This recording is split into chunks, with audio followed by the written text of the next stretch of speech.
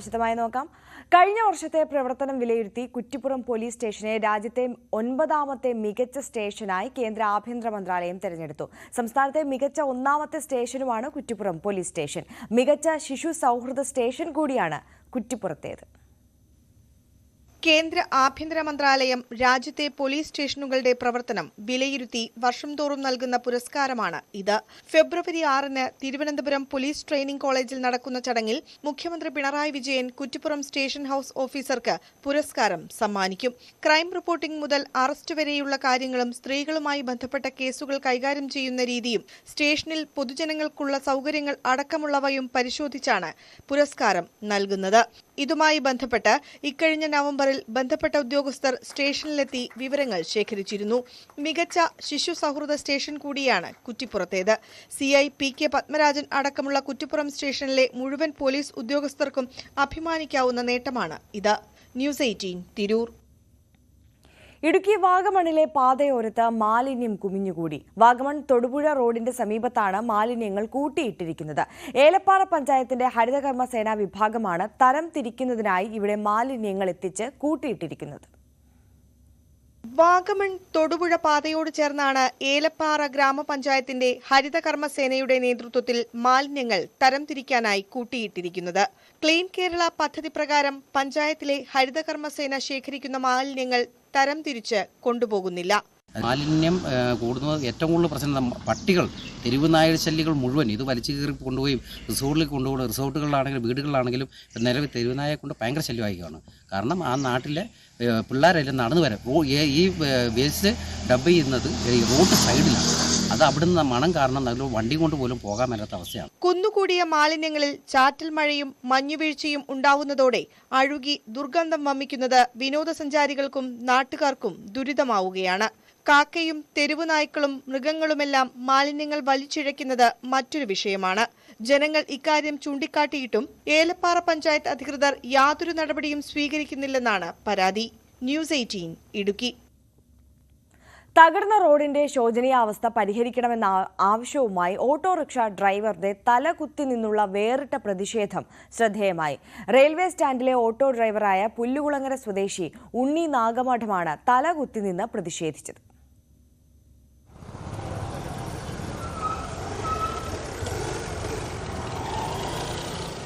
കായംകുളം കാർത്തിപ്പള്ളി റോഡിന്റെ ശോചനീയാവസ്ഥ പരിഹരിക്കണമെന്ന ആവശ്യത്തിലായിരുന്നു പ്രതിഷേധം.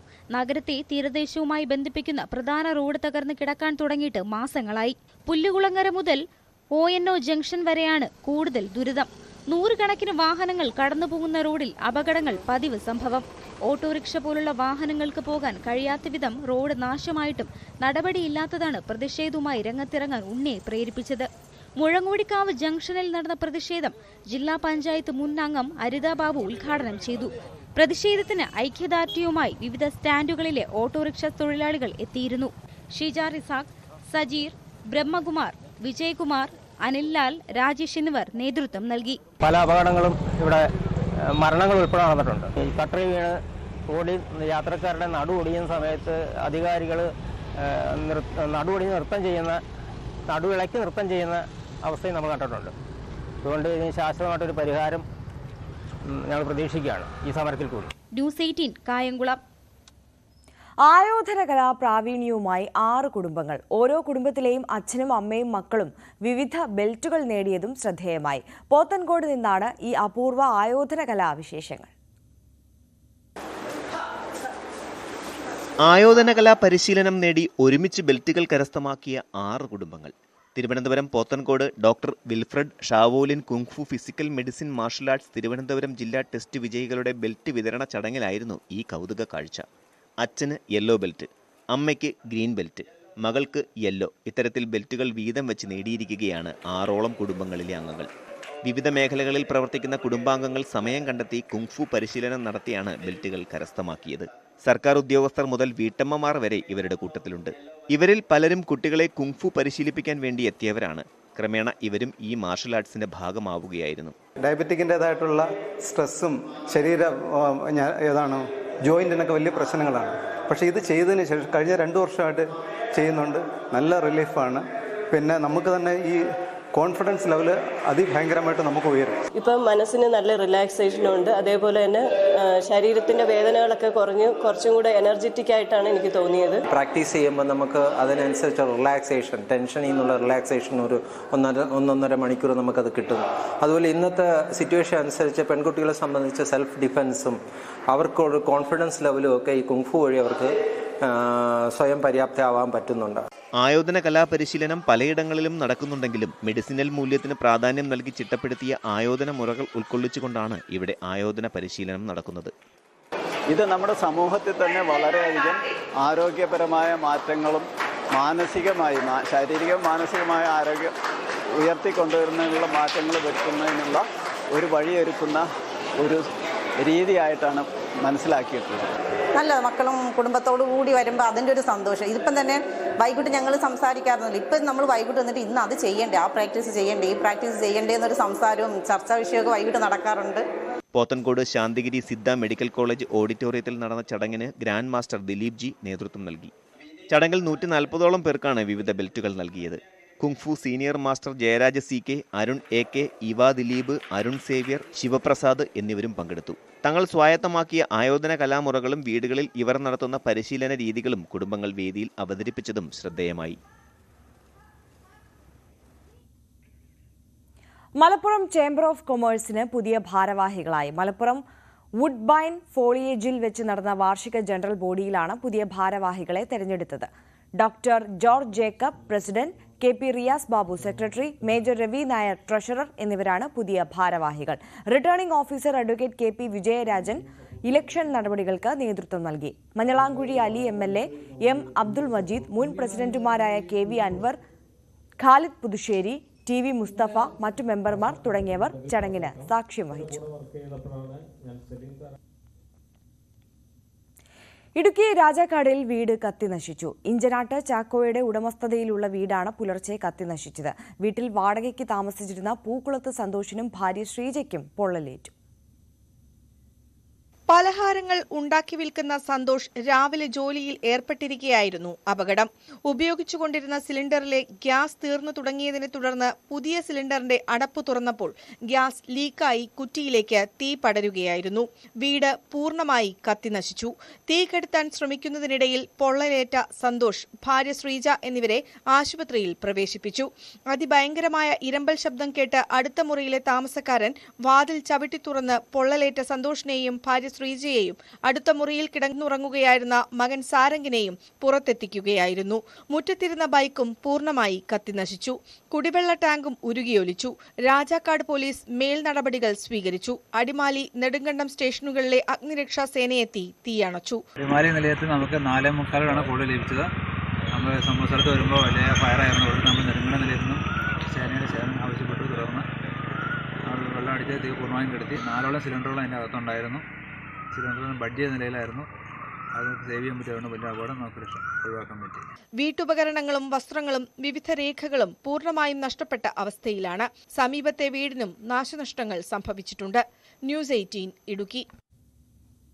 സുപ്രീം കോടതി അഭിഭാഷകന്റെ വീട്ടുവളപ്പിൽ അതിക്രമിച്ചു കയറി KSEB വൈദ്യുതി തൂൺ നാട്ടിയതായി പരാതി. അഭിഭാഷകൻ സുഭാഷ് ചന്ദ്രന്റെ കുറ്റിപ്പുറത്തെ വീട്ടുവളപ്പിലാണ് കമ്പിവേലി പൊളിച്ചു മാറ്റി പോസ്റ്റ് നാട്ടിയത്. സംഭവത്തിൽ KSEB ഉദ്യോഗസ്ഥർക്കെതിരെ മന്ത്രിക്കും പോലീസിനും പരാതി നൽകിയിരിക്കുകയാണ് സുഭാഷ് ചന്ദ്രൻ. സുപ്രീം കോടതി അഭിഭാഷകനായ സുഭാഷ് ചന്ദ്രന്റെ അമ്മയുടെ ഉടമസ്ഥതയിലുള്ള പറമ്പിലെ കമ്പിവേലി അനുവാദമില്ലാതെ പൊളിക്കുകയും വൈദ്യുതി തൂൺ നാട്ടുകയും ചെയ്തെന്നാണ് പരാതി. സുഭാഷ് ജോലി ആവശ്യാർത്ഥം ഡൽഹിയിലും സഹോദരി വിദേശത്തുമായതിനാൽ വീട്ടിൽ വൃദ്ധ മാതാപിതാക്കൾ മാത്രമാണ് ഉണ്ടാകാറുള്ളത്. കഴിഞ്ഞ ദിവസമാണ് പറമ്പിന്റെ ചുറ്റുമതിൽ പൊളിച്ച് ജീവനക്കാർ മതിൽകെട്ടിനുള്ളിൽ വൈദ്യുതി തൂൺ സ്ഥാപിച്ചതായി ശ്രദ്ധയിൽപ്പെട്ടത്. വീട്ടുമതിൽകെട്ടിന് പുറത്ത് സ്ഥിതി ചെയ്തിരുന്ന പഴയ വൈദ്യുതി പോസ്റ്റ് വാഹനമിടിച്ച് തകർത്ത ശേഷമാണ് അധികൃതർ അനുവാദം കൂടാതെ അതിക്രമിച്ചു കയറി പുതിയ പോസ്റ്റ് സ്ഥാപിച്ചത്. ഇതിനി കേരളത്തിൽ ഒരു കുടുംബത്തിനും ആവർത്തിക്കാൻ പാടില്ല. ഇത്തരത്തിൽ വയോജനരായ വൃദ്ധരായ മാതാപിതാക്കളുള്ള നിരവധി കുടുംബങ്ങളുണ്ട്. അവരുടെ കുടുംബങ്ങളിൽ, അവരുടെ ഭൂമിയിൽ KSEB ഉൾപ്പെടെയുള്ള ഒരു ഡിപ്പാർട്ട്മെന്റും അവരുടെ അറിവോ സമ്മതമോ ഇല്ലാതെ അതിക്രമിച്ചു കയറി ഇത്തരം അതിക്രമം കാണിക്കുന്നത് ആവർത്തിക്കാൻ പാടില്ല എന്നുള്ളത് കൊണ്ട് തന്നെയാണ് ഇത്തരം ഉദ്യോഗസ്ഥർക്കെതിരെ മാതൃകാപരമായ ശിക്ഷാ നടപടികൾ ഉണ്ടാകണമെന്നുള്ള ഉറപ്പിൽ നിന്നുകൊണ്ട് തന്നെയാണ് ഈ നിയമ നടപടികളുമായി മുന്നോട്ട് പോകുന്നത്. ഇതിൽ ഈ ഉദ്യോഗസ്ഥർ മാതൃകാപരമായി ശിക്ഷിക്കപ്പെടുന്നത് വരെ ആവശ്യമായ നിയമ നടപടികളുമായി മുന്നോട്ട് പോകുക തന്നെ ചെയ്യും. ഉടമയുടെ അനുമതിയില്ലാതെ പോസ്റ്റ് സ്ഥാപിക്കാൻ ഉത്തരവിട്ട ഉദ്യോഗസ്ഥനിൽ നിന്ന് സാമ്പത്തിക നഷ്ടം ഈടാക്കി ഇയാൾക്കെതിരെ നിയമ നടപടി സ്വീകരിക്കുന്നതുവരെ നിയമപോരാട്ടം തുടരുമെന്ന് സുഭാഷ് ചന്ദ്രൻ വ്യക്തമാക്കി. സംഭവത്തിൽ KSEBയുടെ അനധികൃത നടപടിക്കെതിരെ വൈദ്യുതി മന്ത്രി K. കൃഷ്ണൻകുട്ടിക്കും കുറ്റിപ്പുറം പോലീസിലും സുഭാഷ് ചന്ദ്രൻ പരാതി നൽകിയിട്ടുണ്ട്. ന്യൂസ് 18 തിരൂർ. നിർധന കുടുംബങ്ങൾക്ക് ജനകീയ കൂട്ടായ്മയുടെ കരുതലിൽ വീടൊരുങ്ങുന്നു. പാലക്കാട് വല്ലപ്പുഴ ചെറുകോട് കൂട്ടായ്മയുടെ നേതൃത്വത്തിലാണ് 2 ഭവനങ്ങൾ നിർമ്മിക്കുന്നത്. Ottapalam sub collector doctor Mithun Premraj IAS വീടുകളുടെ തറക്കല്ലിടൽ നിർവഹിച്ചു. വല്ലപ്പുഴ ഗ്രാമപഞ്ചായത്ത് പ്രസിഡന്റ് NK അബ്ദുൽ ലത്തീഫിന്റെ നേതൃത്വത്തിൽ രൂപീകരിച്ച ചെറുകോട് കൂട്ടായ്മയുടെ ജീവകാരുണ്യ പ്രവർത്തനങ്ങളുടെ ഭാഗമായാണ് സ്നേഹഭവനങ്ങൾ നിർമ്മിക്കുന്നത്. പുലമുഖം തൊടി ഇബ്രാഹിം, ചോലയിൽ ശിവൻ എന്നിവർക്കാണ് വീട് നിർമ്മിച്ചു നൽകുന്നത്. Ottapalam sub collector doctor Mithun Premraj IAS വീടുകളുടെ തറക്കല്ലിടൽ നിർവഹിച്ചു. ഒരു സോഷ്യൽ വർക്ക് എന്ന രീതിയിലാണ് ഈ ഒരു പ്രവർത്തനം ആരംഭിച്ചിട്ടുള്ളത്. 2 കുടുംബങ്ങൾക്ക് വീട് വെച്ച് കൊടുക്കുക എന്ന് പറയുന്നത് ഒരു ചെറിയ കാര്യമല്ല. അതിന് എല്ലാ അനുമോദനങ്ങളും എല്ലാ സപ്പോർട്ടും ഞാനിവിടെ പറയുന്നു. അതുപോലെ ഈ ഒരു സംരംഭത്തിൽ എല്ലാവരും സഹായിക്കണം. ഗ്രാമപഞ്ചായത്ത് പ്രസിഡന്റ് NK അബ്ദുൽ ലത്തീഫ് അധ്യക്ഷനായി. ജനങ്ങളുടെയും സന്നദ്ധ പ്രവർത്തകരുടെയും സഹായ സഹകരണങ്ങളോടെയാണ് ഭവനങ്ങൾ നിർമ്മിക്കുന്നത്. തുടർന്നും ഇത്തരത്തിലുള്ള സാന്ത്വന പ്രവർത്തനങ്ങൾ നടപ്പാക്കാനുള്ള ശ്രമത്തിലാണ് കൂട്ടായ്മ. ന്യൂസ് 18 പട്ടാമ്പി.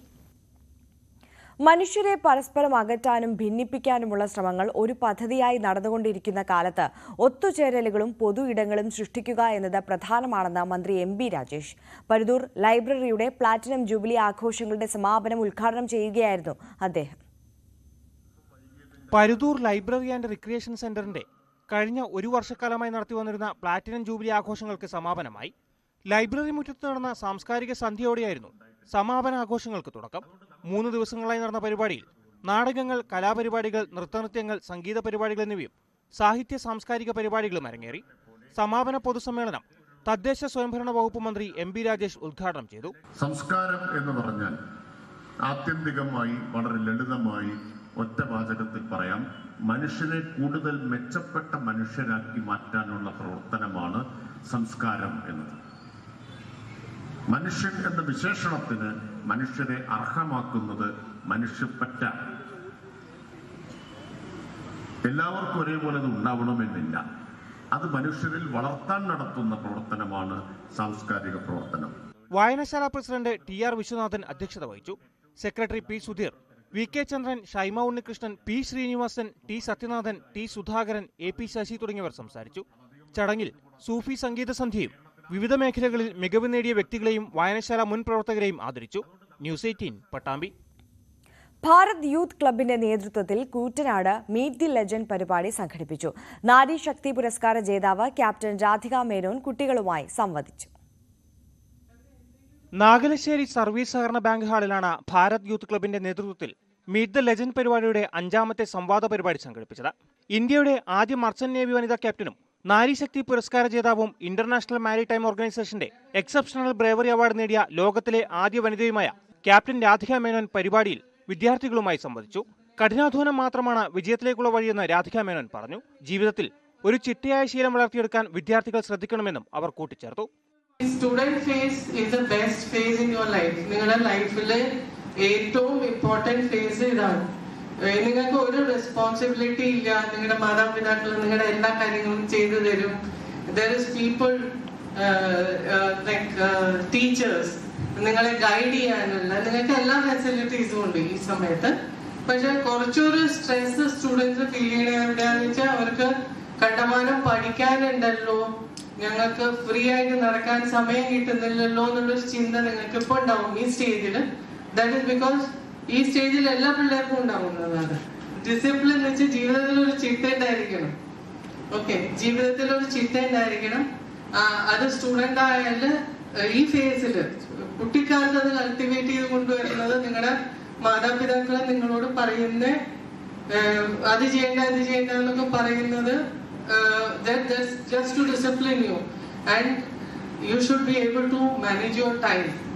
സാമൂഹ്യ പൗരബോധമുള്ള തലമുറയെ വാർത്തെടുക്കുക, അറിവ് പ്രദാനം ചെയ്യുക എന്നീ ലക്ഷ്യങ്ങൾ മുൻനിർത്തിയാണ് ഭാരത് യൂത്ത് ക്ലബിന്റെ നേതൃത്വത്തിൽ മീറ്റ് ദ ലെജൻഡ് സംവാദ സദസ്സുകൾ നടത്തിവരുന്നത്. വിവിധ വിദ്യാലയങ്ങളിൽ നിന്നായി നിരവധി വിദ്യാർത്ഥികൾ പരിപാടിയിൽ പങ്കെടുത്തു. ന്യൂസ് 18 പട്ടാമ്പി. തൃത്താല മണ്ഡലത്തിൽ 100 കാവുകൾ പച്ചത്തുരുത്തുകൾ പദ്ധതിക്ക് തുടക്കമായി. തദ്ദേശ സ്വയംഭരണ വകുപ്പ് മന്ത്രി എം ബി രാജേഷ് നടപ്പിലാക്കുന്ന സുസ്ഥിര തൃത്താലയുടെ ഭാഗമായാണ് പ്രകൃതി സംരക്ഷണ പ്രവൃത്തി നടപ്പാക്കുന്നത്. സുസ്ഥിര തൃത്താല പദ്ധതി വിഭാവനം ചെയ്യുന്ന തരത്തിൽ നടപ്പാക്കിയാൽ രാജ്യത്തിന് മാതൃകയാകുമെന്ന് മന്ത്രി എം ബി രാജേഷ് പറഞ്ഞു.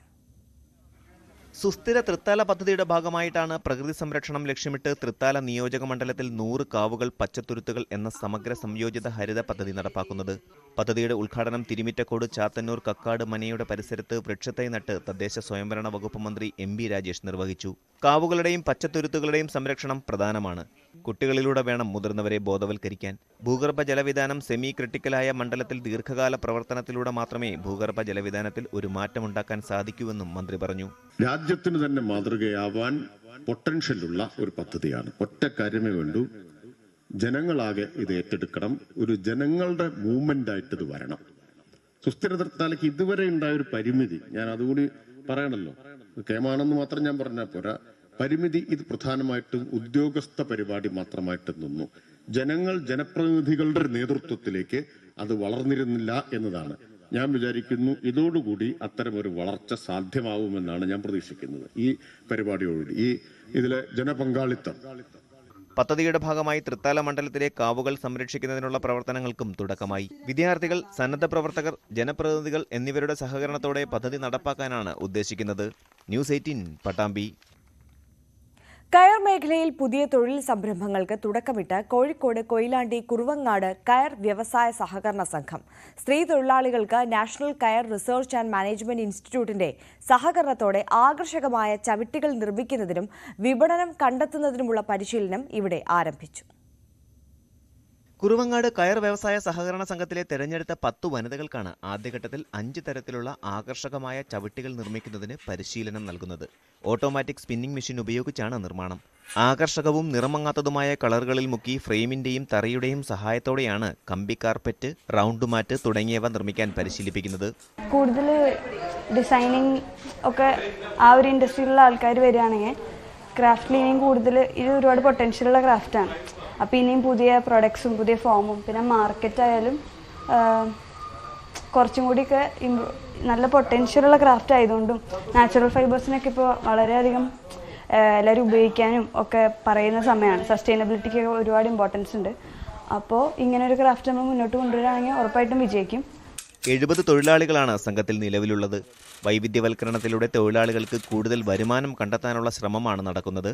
വ്യത്യസ്തമായ കരകൗശല ഉൽപ്പന്നങ്ങളും ഗ്രോ ബാഗുകളും നിർമ്മിച്ച് വിപണനം കണ്ടെത്താനുള്ള നീക്കങ്ങളുമുണ്ടെന്ന് സംഘം പ്രസിഡന്റ് കെ സുകുമാരൻ പറഞ്ഞു.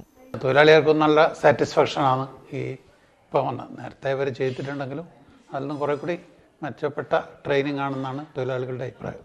സൊസൈറ്റീൻ്റെ അഭിപ്രായം അത് തന്നെയാണ്. 30 ദിവസം പരിശീലനം പൂർത്തിയാക്കുന്നവർക്ക് ദിവസം 300 രൂപ സ്റ്റൈപ്പൻഡ് ലഭിക്കും. ജില്ലയിൽ ആദ്യമായിട്ടാണ് ഇത്തരമൊരു ട്രെയിനിങ് സംഘടിപ്പിക്കുന്നത്. പരിശീലനം നേടിയവർ മറ്റുള്ളവർക്ക് പരിശീലനം നൽകും. കയർ ഉൽപ്പന്നങ്ങൾ വിൽക്കുന്നതിന് ഔട്ട്ലെറ്റ് സ്ഥാപിക്കുന്നതിനും വീടുകളിലും സ്ഥാപനങ്ങളിലും എത്തിക്കാനുമുള്ള ശ്രമം നടക്കുന്നതായും സംഘം ഭാരവാഹികൾ പറഞ്ഞു. ന്യൂസ് 18 വടകര. തലചായ്ക്കാൻ ഇടമില്ലാത്ത കുടുംബത്തിനായി വീടൊരുക്കി സിനിമാ പ്രവർത്തകർ. വീടിന്റെ താക്കോൽദാനം സുരേഷ് ഗോപി നിർവഹിച്ചു. അൻപോട് കൺമണി എന്ന സിനിമാ ചിത്രീകരണത്തിന് വേണ്ടി തലശ്ശേരിയിൽ ഒരുക്കിയ വീടാണ് കൈമാറിയത്. ക്രിയേറ്റീവ് ഫിഷിന്റെ ബാനറിൽ വിപിൻ പവിത്രൻ നിർമ്മിച്ച് ലിജു തോമസ് സംവിധാനം ചെയ്യുന്ന ചിത്രമാണ് അൻപോട് കൺമണി.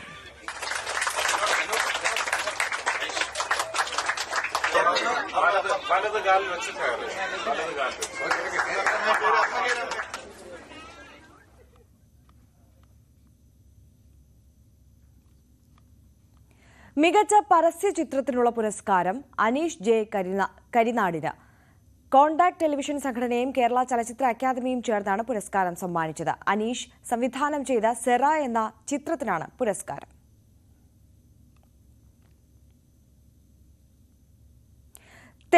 തെരുവിൽ കഴിയുന്നവരെ പുനരധിവസിപ്പിക്കുന്നതിനുള്ള ഉദയം പദ്ധതി കൂടുതൽ ജനങ്ങളിലേക്ക് എത്തിക്കുന്നതിനും ധനസമാഹരണത്തിനുമായി ജനുവരി 31 ഒരു ദിവസം നീണ്ടു നിൽക്കുന്ന പ്രചാരണ പരിപാടികളുമായി കോഴിക്കോട് ജില്ലാ ഭരണകൂടം. ജില്ലയിലെ 150 ക്യാമ്പസുകളിലെ 15,000 വിദ്യാർത്ഥികൾ പദ്ധതിയുടെ സന്ദേശവുമായി ജനങ്ങളിലേക്കെത്തും. തെരുവിൽ ഉപേക്ഷിക്കപ്പെട്ടവരുടെ പുനരധിവാസത്തിനായി ജില്ലാ ഭരണകൂടം 2020 തുടക്കമിട്ട പദ്ധതിയാണ് ഉദയം. 2000-ലധികം ആളുകളെ പദ്ധതിയുടെ ഭാഗമായി ഇതിനകം പുനരധിവസിപ്പിച്ചു. 250 അന്തേവാസികളെ വീടുകളിൽ തിരിച്ചെത്തിച്ചു. നഗരത്തിലെ 3 ഇടങ്ങളിലായി 3 കെയർ ഹോമുകൾ പ്രവർത്തിക്കുന്നു. 220 പേർക്ക് താമസ സൗകര്യമുണ്ട്. പ്രതിവർഷം 2 കോടിയോളം വരുന്ന പദ്ധതിക്കായി ജനങ്ങളിൽ നിന്ന് ധനശേഖരണം നടത്തുകയാണ് ദിവസം മുഴുവൻ നീളുന്ന പ്രചരണ പരിപാടിയുടെ ലക്ഷ്യം. നമ്മുടെ കോഴിക്കോടിലെയുള്ള റഫ്ലി 150 കോളേജസ് 150 കോളേജസിലെ റഫ്ലി 13,000 സ്റ്റുഡൻസ് വോളണ്ടിയർ ആണ് who are going to go today to every place. എല്ലാ പഞ്ചായത്തും എല്ലാ കോർപ്പറേഷൻ മുനിസിപ്പാലിറ്റിയിലേക്ക് പോയിട്ട് അവിടെ ആളിലേക്ക് സംസാരിക്കാം. ഉദ്യമം എന്താണ്, ഉദ്യമത്തിലെ പർപ്പസ് എന്താണ്, ഉദ്യമത്തിലെ ആവശ്യം എന്താണ്. ഇപ്പോൾ പിന്നെ അവർക്ക് സപ്പോർട്ട്, മോണിറ്ററി സപ്പോർട്ട് ആണെങ്കിൽ they will be collecting donations നമുക്ക് QR കോഡ് വഴി ഡയറക്ട്ലി ഉദ്യം ഹോം അക്കൗണ്ടിലേക്ക് പോകണം. അല്ലെങ്കിൽ ക്യാഷ് ആണെങ്കിൽ അവർക്ക് ഒരു ഫോർമൽ ഒരു റിസീറ്റ് തരാം. ജില്ലയിലെ 150 ക്യാമ്പസുകളിൽ നിന്നായി 15,000 വിദ്യാർത്ഥികൾ ജനങ്ങളിലേക്ക് ഇറങ്ങും. കോർപ്പറേഷൻ, നഗരസഭ, പഞ്ചായത്ത് തലങ്ങളിൽ ധനശേഖരണമുണ്ടാകും. QR കോഡ് സ്കാൻ ചെയ്ത് ഉദയം അക്കൗണ്ടിലേക്ക് ഓൺലൈൻ പേയ്മെന്റ് നടത്തുന്നതിനും സൗകര്യമൊരുക്കിയിട്ടുണ്ട്. ന്യൂസ് 18 കോഴിക്കോട്. ഇംഗ്ലണ്ടിൽ നിന്ന് കെയ്റ്റ് വീണ്ടും തലസ്ഥാനത്തെത്തി. കുട്ടിക്കാലത്ത് തന്റെ പ്രിയ ഇടമായ കോവളം തീരം മതിയാവോളം ആസ്വദിച്ചു. ഭർത്താവിനൊപ്പമാണ് 58 വർഷങ്ങൾക്ക് ശേഷം കെയ്റ്റ് കേരളത്തിൽ എത്തിയത്. ഈ റിപ്പോർട്ടോടുകൂടി നാട്ടുവർത്തമാനം പൂർണ്ണമാകുന്നു. നമസ്കാരം.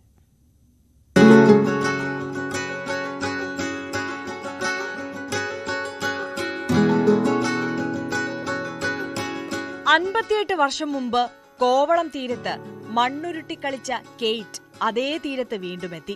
61 വയസ്സുള്ള കെയ്റ്റിന് അന്ന് പ്രായം 3 മാത്രം. കോവളം ലൈറ്റ് ഹൌസിലെ തീരത്ത് ഭർത്താവ് ഇയാനൊപ്പം കഴിഞ്ഞ ആഴ്ച എത്തിയ കെയ്റ്റിന്റെ മനസ്സിൽ ഓടിയെത്തിയത് അന്നത്തെ കുട്ടിക്കാല ഓർമ്മകൾ. തിര തൊട്ട് കാല് നനച്ച ശേഷം തിരികെ തീരത്തെത്തി മണലുരുട്ടി ഉയർത്തിക്കളിച്ചു. അന്ന് തീരത്ത് നിന്ന് ചിപ്പിത്തോടുകളും പരൽ കല്ലുകളും നിരത്തി മണ്ണിൽ കളിച്ചതും എല്ലാം ഭർത്താവ് ഇയാനോട് കെയ്റ്റ് പറഞ്ഞു. ആ ഓർമ്മ 58 വർഷങ്ങൾക്ക് ശേഷം താൻ പുതുക്കുകയാണെന്ന് ചിരിച്ചുകൊണ്ട് കെയ്റ്റ് പറയുന്നു. മലയാള നാട്ടിൽ മാസങ്ങൾ കഴിഞ്ഞ പരിചയം അല്പം മലയാളം വശത്താക്കി. കാക്കേ കാക്കേ കൂടെവിടെ, കൂട്ടിനകത്ത് കുഞ്ഞുണ്ട് എന്ന പഴയ നഴ്സറി ഗാനവും കെയ്റ്റ് തീരത്തിരുന്നു പാടി. നന്ദി. From whose state? Patti and Parum. Who teaches this? Patti the dog. Patti. And Parum, banana, Murra, rain. My father learnt to speak Malayalam. Oh. Yes, he spoke very well. Yes. But my sisters and myself, we didn't really. We just picked up.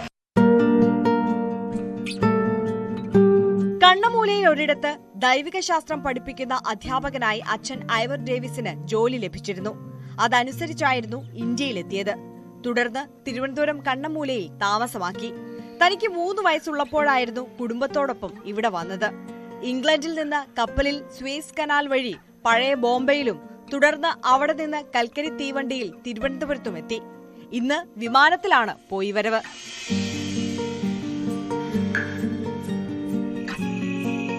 അന്നു താൻ കണ്ട കോവളം തീരത്തിന്റെ രൂപം പാടെ മാറിയിട്ടുണ്ട്. അമ്മ Susan, അച്ഛൻ, സഹോദരിമാരായ Sally, Rachel എന്നിവർക്കൊപ്പമായിരുന്നു Kovalam തീരത്ത് എത്തിയത്. ഇവിടെ നിന്ന് വളരെ അകലെയായിരുന്നു അന്നത്തെ തീരം. കരഭാഗത്ത് വയലുകളും ചതുപ്പുകളും തെങ്ങിൻ തോപ്പുകളും ഉണ്ടായിരുന്നു. ഇന്ന് കാണുന്ന കെട്ടിടങ്ങൾക്ക് പകരം ഓലമേഞ്ഞ കുടിലുകളും സമീപത്ത് വലിയ വള്ളങ്ങളെയും തുഴക്കാരെയും കണ്ടിരുന്നു. കടലിൽ നിന്ന് ഏലസ ഐലസ എന്നു പാടി വല വലിച്ചു കയറ്റുന്നതും രസകരമായ കാഴ്ചയായിരുന്നുവെന്ന് കെയ്റ്റ് ഓർത്തെടുത്തു. ഓടിക്കളിക്കുന്ന സമയത്ത് ദാഹം വന്നപ്പോൾ നാട്ടുകാരായ സ്ത്രീകൾ കരിക്ക് തന്നതും ഇന്നും ഓർമ്മയിലുണ്ട്. ഞങ്ങൾ 3 പേരും തിരയിൽ തൊട്ടും മണലിൽ ഉരുണ്ടും കളിച്ച നിമിഷങ്ങൾ അച്ഛൻ അന്നത്തെ പഴയ ക്യാമറയിൽ പകർത്തിയിരുന്നു. അതെല്ലാം അമ്മ സൂസൻ ആൽബമാക്കി സൂക്ഷിച്ചിരുന്നു. ആ ഫോട്ടോകൾ തന്റെ പക്കൽ ഇപ്പോഴുമുണ്ടെന്ന് കെയ്റ്റ് പറഞ്ഞു.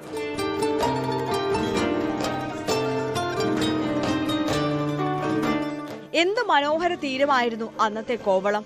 ഇന്ന് കെട്ടിലും മട്ടിലും മാറി. തീരത്ത് നിന്ന് വളരെ അകലെയായിരുന്നു അന്ന് കടലെന്ന ഓർമ്മയും അവർ പങ്കുവച്ചു. ഏറെക്കാലം തിരുവനന്തപുരത്ത് കഴിഞ്ഞത് കാരണം ഇവിടുത്തെ സംസ്കാരവും ആളുകളുടെ സ്നേഹവും പിടിച്ചുപറ്റാനായി. കുട്ടിക്കാലത്ത് മൃഗശാലയിൽ എത്തിയതും സിംഹത്തെ കാണാൻ കൊതിച്ചതും കിഴക്കേക്കോട്ടയിലെ ആൽമരത്തിൽ കണ്ടിരുന്ന വവ്വാൽ കൂട്ടങ്ങളും കേറ്റിന്റെ മറക്കാത്ത കുട്ടി ഓർമ്മകളാണ്. ഈ ഓർമ്മകളെ പശ്ചാത്തലമാക്കി താനിപ്പോൾ ഇവിടുത്തെ ഗ്രാമങ്ങളുടെയും കാളവണ്ടിയുടെയും ഒക്കെ ചിത്രങ്ങൾ വരച്ചിരുന്നു. ഇലയിട്ട് മോരും കൂട്ടിയുള്ള ഭക്ഷണം തനിക്കും ഭർത്താവിനും ഇഷ്ടമാണ്. ഇനിയും ഇവിടെ തിരിച്ചു വരും.